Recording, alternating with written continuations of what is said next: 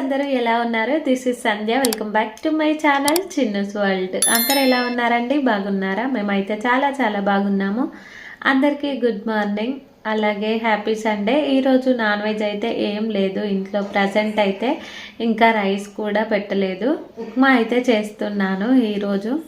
ఉప్మా చేయడం కంప్లీట్ అయిపోయిన తర్వాత తినేసి ఆఫ్టర్నూన్కి లంచ్ అయితే ప్రిపేర్ చేసుకోవాలి. మా ఆయన అయితే మార్నింగే వెళ్ళిపోయారు హోటల్కి.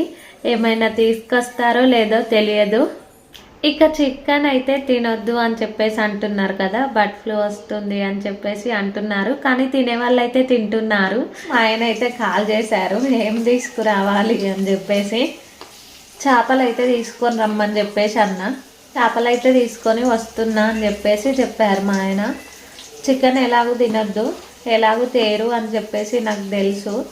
ఇక మటన్ అంటే పిల్లలంత ఇష్టంగా అయితే తినరు. చేపలు కూడా రీసెంట్గానే అలవాటు చేశాను నేను తినడం. ఇక చేపలు మంచివి, హెల్త్కి మంచిగా కళ్ళు కనిపిస్తాయి అని చెప్పేసి డాక్టర్స్ తినమని చెప్పేసి అంటూ ఉంటారు. అంతకుముందు అయితే తినకపోవు చిన్ను, ఇప్పుడిప్పుడే అలవాటు అయితే చేస్తున్నా చేపలు తినడం. ఉప్మా చేయడం అయితే కంప్లీట్ అయిపోయింది. ఇక పిల్లలకైతే వేసి అయితే ఇస్తున్నాను. ఇక నేను కూడా వేసుకొని వెళ్ళి వాళ్ళ దగ్గర కూర్చొని వాళ్ళకి తినిపించుకుంటా నేను తినాలి. టిఫిన్ అయితే చేసేసాము. ఇక తినడం కంప్లీట్ అయిపోయిన తర్వాత మా ఆయన చేపలు అయితే తీసుకొచ్చారు. ఇవి వచ్చేసి బొమ్మ చేపలు, చాలా టేస్టీగా ఉంటాయి. మళ్ళీ వీటికి పెద్దగా ముళ్ళులు కూడా ఏముంటాయి, ఒకటే ముళ్ళు ఉంటుంది పెద్దగా.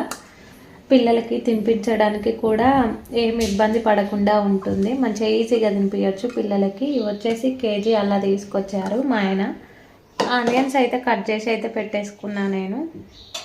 ఇక ఇందులో అయితే చింతపండు రసం. ఈ చింతపండు రసంలోనే నేను తగినంత చింతపండు అయితే తీసుకున్నాను. కొంచెం ఎక్కువ పుల్లగా ఉండేటట్టు చూసుకోండి. చేపల కర్రీ కొంచెం పుల్లగా ఉంటేనే టేస్ట్ బాగుంటుంది, మళ్ళీ ఖరాబ్ కాదు. ఇందులోనే కారం, ఉప్పు, అలాగే ధనియా పౌడర్, అలాగే మెంతి పొడి ఉంటుంది కదా, మెంతి పొడి, ఇవి వేసేసి మంచిగా కలిపేసుకున్నాను. ఇక దీన్ని అయితే నేను పక్కన పెట్టేసుకుంటున్నాను.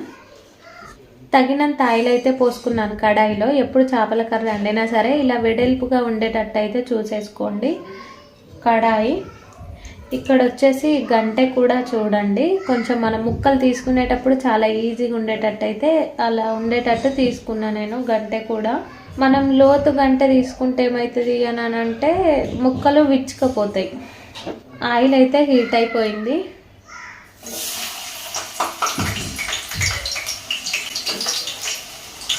చాలా సింపుల్ చేపల కర్రీ చేయడం. చేపలు అయితే మంచిగా కడిగేసుకున్నా నేను. కొంచెం ఉప్పు వేసుకొని మంచిగా కడిగేసుకుంటే మంచిగా ఫ్రెష్గా ఉంటాయి చేపలు. ఏమన్నా డస్ట్ ఉన్నా కూడా పోతుంది. అక్కడ కడిగే వాళ్ళు ఎలా చేస్తారు అని అంటే తొందరగా కడిగేసి ఇచ్చేస్తూ ఉంటారు. ఇక మనం ఇంటికి వచ్చిన తర్వాత మళ్ళీ మంచిగా కడిగేసుకొని వండేసుకుంటే సరిపోతుంది.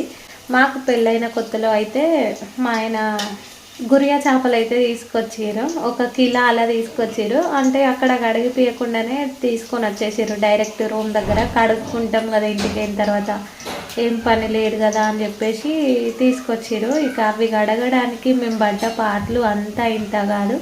మొత్తం గచ్చంతా కూడా సాఫ్ట్గా ఉన్నది. దాని మీద ఎంత రాకినా కూడా అసలు ఏం పోలేదు.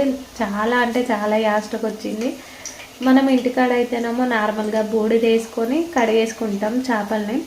ఇక గురియ చేపలకి అయితే చెప్పాల్సిన అక్కర్లేదు. అవి ఇట్లా పట్టుకుంటేనే జారిపోతూ ఉంటాయి బొమ్మ చేపల్లాగా. కడగడం అయితే చాలా అంటే చాలా ఇబ్బంది అయింది ఆ రోజైతే. ఇక ఫైనల్గా అటేసి కడిగేసినాం. అట్లా జరిగింది. ఇక అప్పటి నుంచి ఇప్పటి వరకు మా ఆయన మార్కెట్లో కడుక్కొని మంచిగా కడిగిపించుకొని చేపలు అయితే తీసుకొని వచ్చేస్తారు. ఇంటికాడ అయితే మంచిగా కడుక్కోవచ్చు మనమే. కరీంనగర్లో కాబట్టి మార్కెట్లో కడిగిపించేసుకొని తీసుకొని వస్తారు. కర్రీ వండేసి రైస్ పెట్టిన తర్వాత పిల్లలిద్దరికి స్నానాలు అయితే చేపించేసేయాలి. ఆనియన్స్ అయితే మంచిగా గోల్డెన్ బ్రౌన్ కలర్లోకి వచ్చేంత వరకు మంచిగా ఫ్రై చేసుకోవాలి.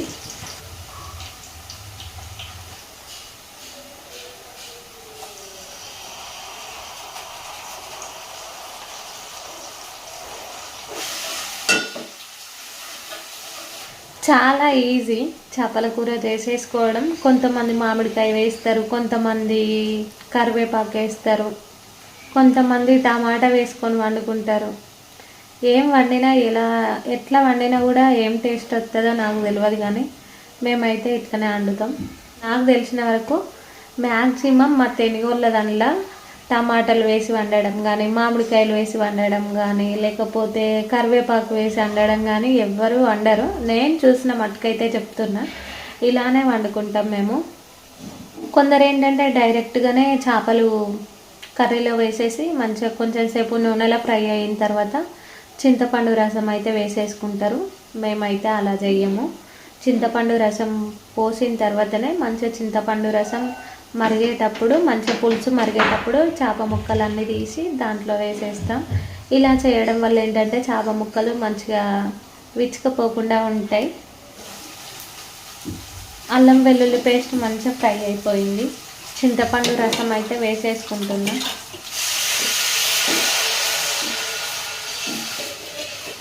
ఇది మంచిగా మరిగిన తర్వాత చేప ముక్కలు అయితే వేసేస్తా పులుసులో. ఇక అదే మరిగేంత వరకు నేనైతే ఇంట్లో పనులన్నీ వేసేసుకోవాలి. పిల్లలకు తినిపించడమే చాలా అంటే చాలా టైం పట్టింది. 1 గంటన్నర పట్టింది వాళ్ళకు తినిపించడానికే. ఇక మళ్ళీ ఇల్లంతా అంగడి చేసేసారు. మళ్ళీ ఇల్లు ఉడవాలి, వాళ్ళకు స్నానాలు చేపియాలి, మళ్ళీ అటు ఇటన మధ్యాహ్నం లంచ్ తినబెట్టాలి, అన్నం తినబెట్టాలి. సండే వస్తే చాలు అసలు పని తీరనే తీరది. చేసిందే చేసి తుడిచిందే తుడిచి ఇదే పని అయిపోతుంది. పులుసు ఇలా అయితే మరుగుతుంది కదా, ఇలా మరుగుతున్నప్పుడే చేప ముక్కలు అయితే వేసేసుకోవాలి. ఎక్కువ సాల్ట్ వేసి చేపలను కడగడం వల్ల కూడా చేప ముక్కలు ఉప్పు వచ్చేస్తాయి. ఎక్కువ ఉప్పు వేసి కూడా కడగొద్దు చేపల్ని, కొంచెం ఉప్పు వేసి కడుక్కుంటే సరిపోతుంది. రైస్ అయితే పెట్టేశాను. ఇక ఆఫ్టర్నూన్కి నాకు పిల్లలకి కాబట్టి కొన్ని రైస్ అయితే పెట్టేశాను. ఇక మా ఆయన చేపలు ఇచ్చేసి వెళ్ళిపోయారు మళ్ళీ హోటల్కి. ఇక మా ముగ్గురికే కాబట్టి కొన్నే పెట్టాను రైస్. మళ్ళీ నైట్ వరకు కూడా చలన్నం అయిపోతుంది. కొత్త బియ్యం కాబట్టి అన్నం చల్లబడగానే మస్తు గట్టిగా అయిపోతుంది రైస్ అంతా కూడా. ఫైనల్గా కొత్తిమీర అయితే వేసేసుకొని స్టవ్ అయితే ఆఫ్ చేసేసుకున్నాను. కర్రీ చేయడం అయితే కంప్లీట్ అయిపోయింది, చేపల కర్రీ. ఇక పిల్లలకిద్దరికి కూడా స్నానం అయితే చేపించేసేయాలి. పిల్లలిద్దరికీ కూడా స్నానం చేపించి పడుకోబెట్టేశాను ఒక 1 అవర్ అలా. ఇక మళ్ళీ లేపి అన్నం అయితే తినిపించేశాను. ఇవాళటి వ్లాగ్ వచ్చేసి ఇంతేనమాట. ఎవరైనా కొత్తగా మన ఛానల్ని చూసే వాళ్ళైతే మన ఛానల్ని సబ్స్క్రైబ్ చేసుకోండి, లైక్ చేయండి, షేర్ చేయండి, కామెంట్ చేయండి, పక్కనున్న బెల్ ఐకాన్ని క్లిక్ చేయండి.